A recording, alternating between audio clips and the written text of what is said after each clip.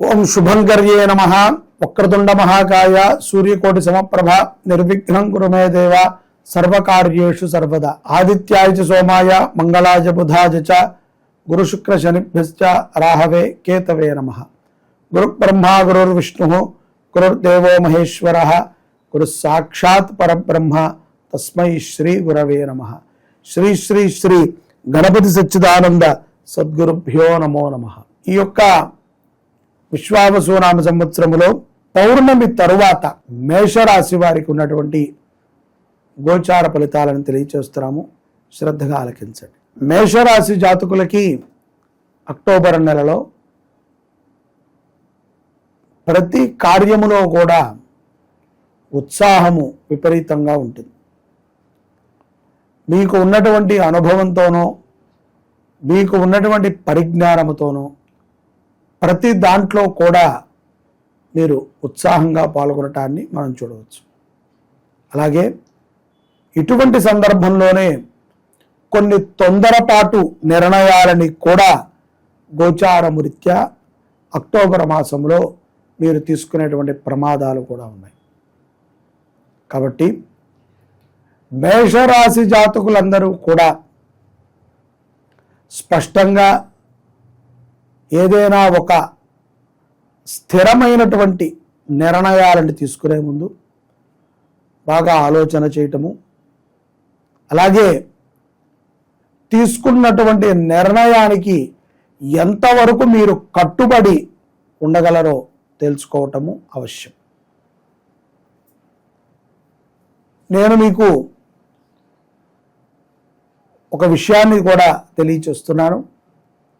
మేషరాశి జాతకులు ఎవరైతే తొందరపాటు నిర్ణయాన్ని తీసుకుంటారో దాని యొక్క ప్రభావము అతి త్వరలోనే మీరు అనుభవించక తప్పదు. కాబట్టి అది శుభ ఫలితమైతే మంచిదే. ఏమాత్రము మీరు తీసుకున్నటువంటి తొందరపాటు నిర్ణయం వలన కొంత ఇబ్బందికరమైనటువంటి పరిస్థితి మీకు చేకూరితే మీరు తట్టుకోవటం కష్టం. అలాగే పెద్దల దగ్గరికి వెళ్ళినా, గురువుల దగ్గరికి వెళ్ళినా, ముఖ్యంగా తల్లిదండ్రుల దగ్గరికి వెళ్ళినా వినయ విద్రుతులతో మీరు ప్రవర్తించటం అనేటువంటిది మీ అభివృద్ధికి ఎంతో తోడ్పడుతుంది. అహంకారంతో కానీ అసందర్భంగా కానీ ఏదో మనసులో ఒక ద్వేషాన్ని పెట్టుకుని కానీ వారి దగ్గర మీరు నడుచుకున్నట్లయితే కొన్ని ప్రమాదాలు మీకు తప్పవు. మేషరాశి జాతకులు విద్యార్థులు విద్యాబుద్ధుల మీద శ్రద్ధాశక్తులతో ఉంటారు. మీరు ఎంత కష్టపడి చదవగలిగితే మీకు అంతకి 1000 మార్కులు వస్తాయని ఖరాఖండిగా తెలియచేస్తున్నారు. చెడు వ్యసనాలకు దూరంగా ఉండండి.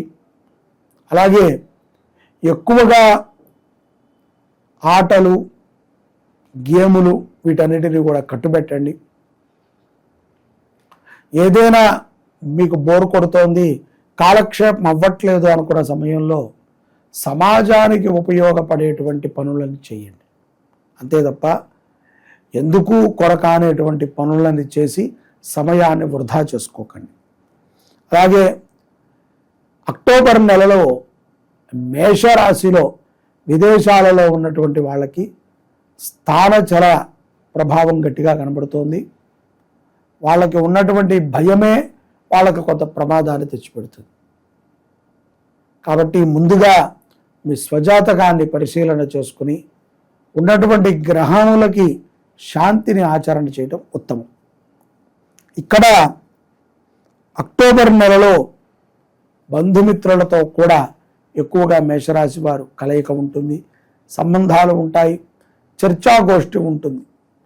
దీంట్లో ఎవరికీ కూడా మధ్యవర్తిత్వాన్ని వహించవద్దు మేషరాశి వారు.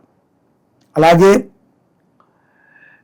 స్పెక్యులేషన్ వ్యవహారాలతో దూరంగా ఉండమని నేను మీకు సూచిస్తున్నాను. అధిక నష్టము ఈ యొక్క షేర్ మార్కెట్ ద్వారానే మీకు కలిగేటువంటి ప్రమాదం ఉన్నదేమో అని నాకు అర్థమవుతుంది. కాబట్టి అది జూదములాగా ఆడేటువంటి వాళ్ళు కట్టుబెట్టండి. అలాగే మధ్యవర్తిత్వం ఉండేటువంటి వ్యవహారాల యందు కూడా చాలా జాగ్రత్త పడాలి. అసలు దూరకుండా ఉంటే ఉత్తమం. స్త్రీలు కొత్త కొత్త పరిచయాల ద్వారా కొంత మానసిక క్షోభకి గురవుతారు. కాబట్టి కొత్త వ్యక్తులతో పరిచయం కాకండి. ఎవరిని నమ్మే విధంగా ఈ రోజులు లేవు.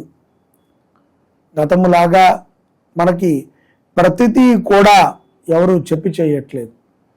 మనకి ఏదో ఒక సామెత చెప్పినట్టుగా తేనె పూసిన కత్తుల్లాగా మన చుట్టూ ఉన్నటువంటి వ్యక్తులు ఉన్నారు.